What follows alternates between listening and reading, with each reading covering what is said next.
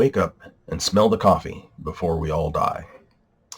It is May 5th, 2025, and I am John, a technocrat. Please consider buying me a cup of coffee.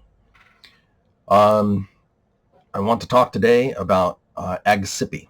That's AGSIPI, and what it stands for is Artificial General Super Intelligence with Personality Individual. And to break this down, one of the first things that we need to understand is that we already, in fact, have artificial general superintelligence with personality. The reason people get confused upon this is they get a little confused over what is artificial intelligence to begin with. Well, artificial intelligence is real intelligence. It's not fake intelligence. It's real intelligence, but it's intelligence that is made by us. Being intelligent doesn't mean being human level intelligent. It just means having some degree of intelligence. Ants have intelligence. The same thing comes with general intelligence. General intelligence is having intelligence over a general area of intelligence that is not necessarily just one thing. It's the ability to have intelligence to deal with a broad variety of different things. The point being that, all human beings have what we consider general intelligence. So a child who doesn't really know very much and is wrong on many things has general intelligence. A newborn infant child has general intelligence. A dog has general intelligence.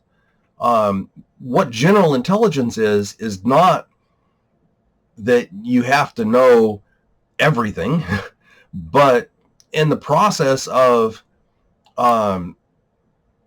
as we've been developing AI and it's becoming broader and broader in its capabilities of functioning in areas of intelligence, for marketing purposes, we keep changing the idea of what general intelligence means until it's really more of, instead of meaning general intelligence, it's like we're meaning omni-intelligence.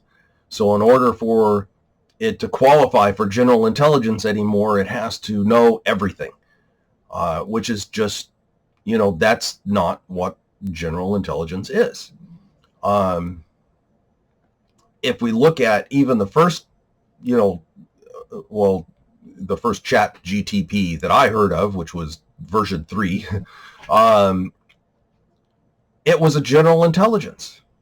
You look at all the areas that it can apply intelligence to, and it is a massively broad area of intelligence where you could come in and ask just any kind of question you can think of, and it thinks about it and gives an answer. Whether the answer is right or not, that's intelligence isn't a matter of, are you correct? It's a matter of, were you intelligently thinking about it and coming up with an answer, coming up with a decision? Then we get into superintelligence, and again, one of the things that people don't understand about superintelligence is, what are we talking? Superintelligence, of course, we're always comparing it to ourselves, so it's superhuman intelligence. We have individual humans who have superhuman intelligence, at least that's how we talk about them. They have an Olympic level intelligence capability in some area of intelligence.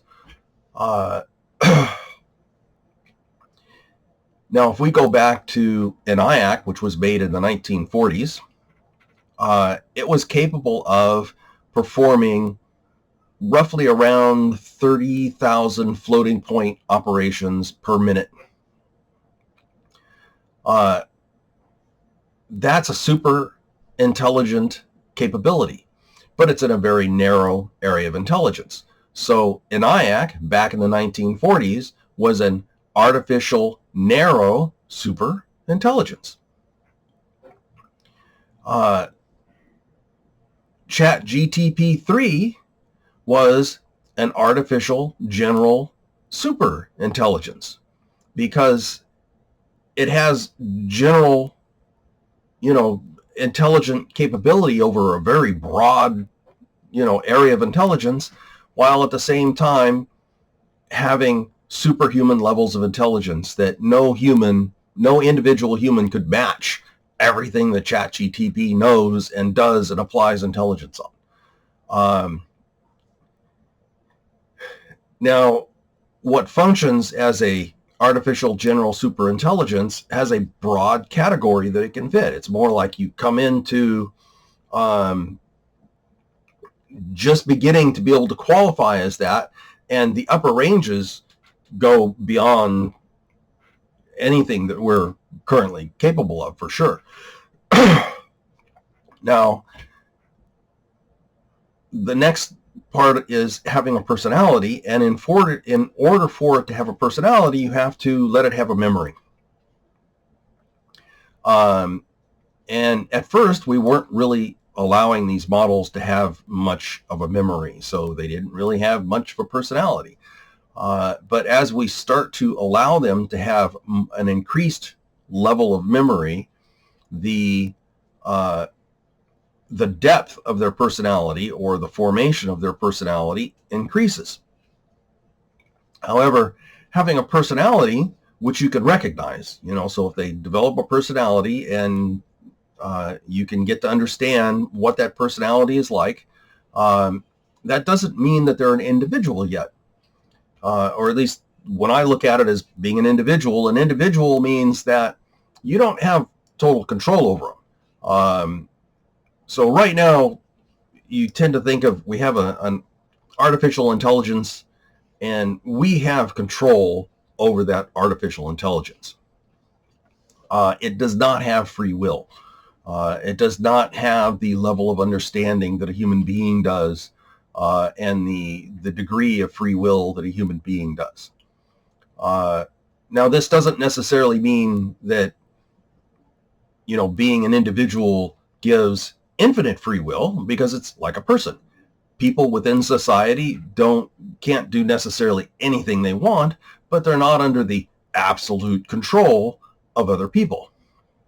Instead, we have influence over each other. We have laws that influence each other, repercussions if you don't abide by those laws.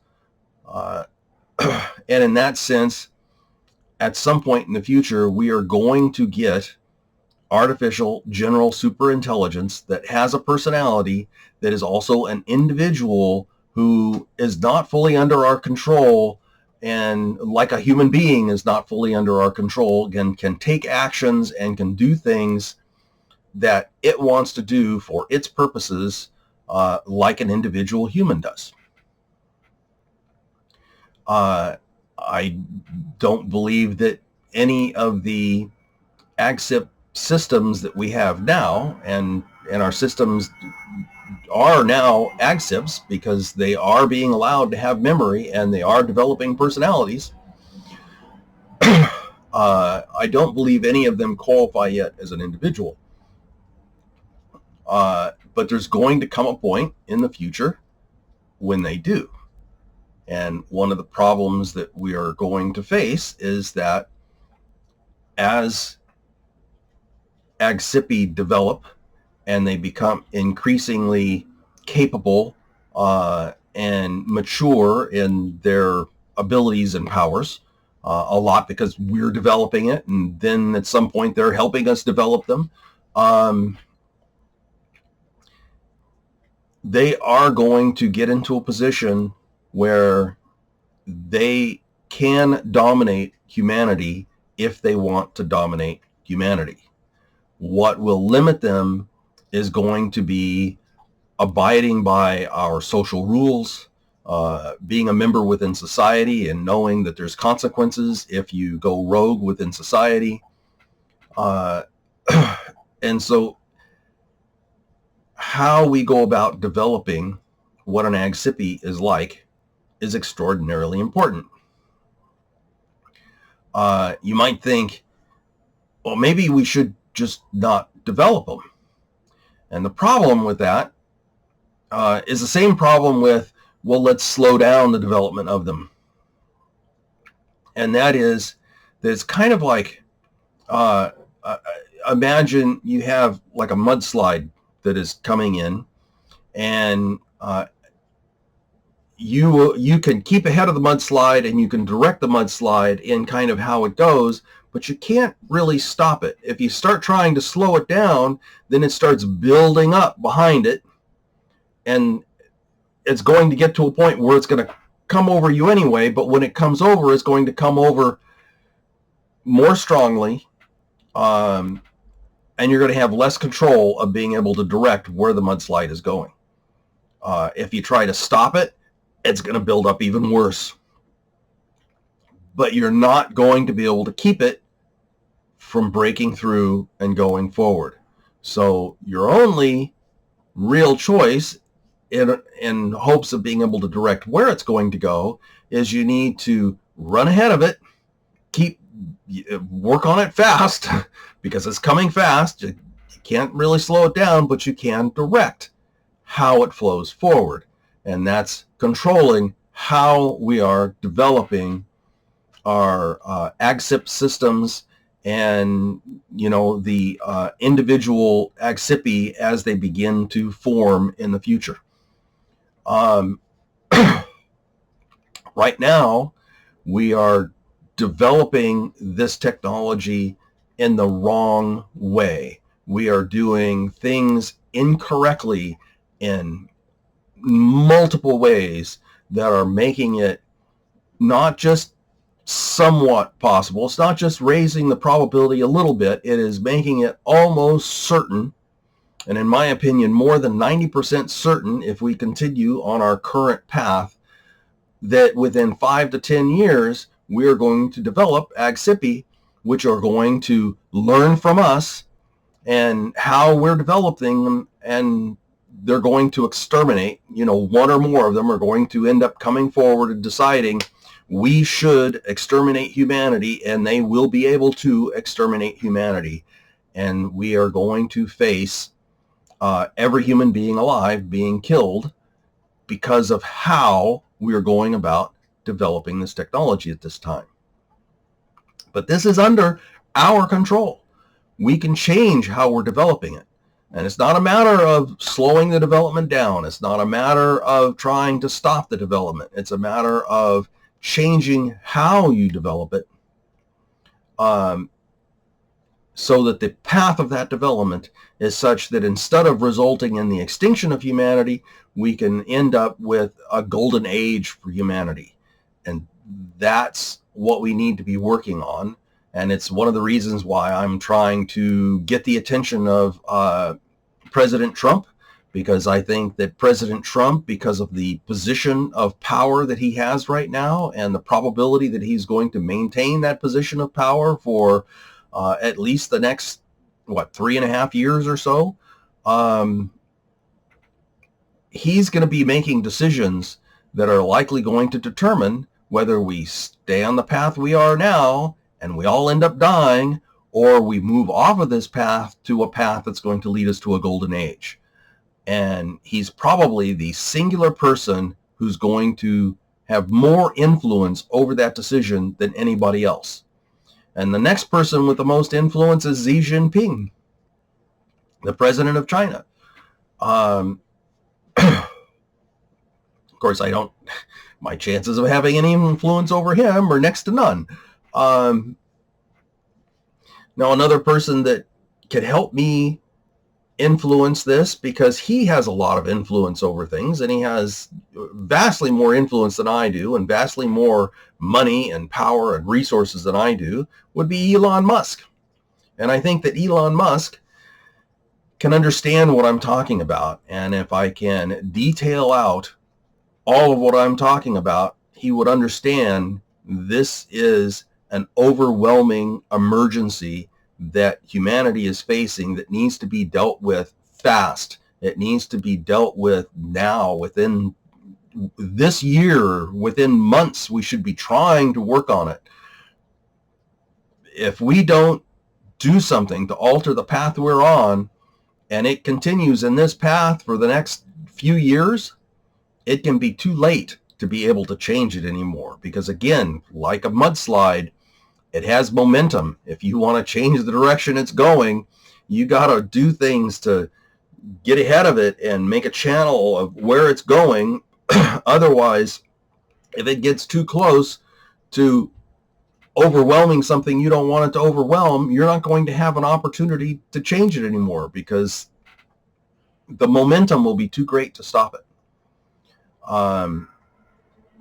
We still have the ability to alter the direction we are heading, but we need to start making that change now. And that's why I'm making these videos.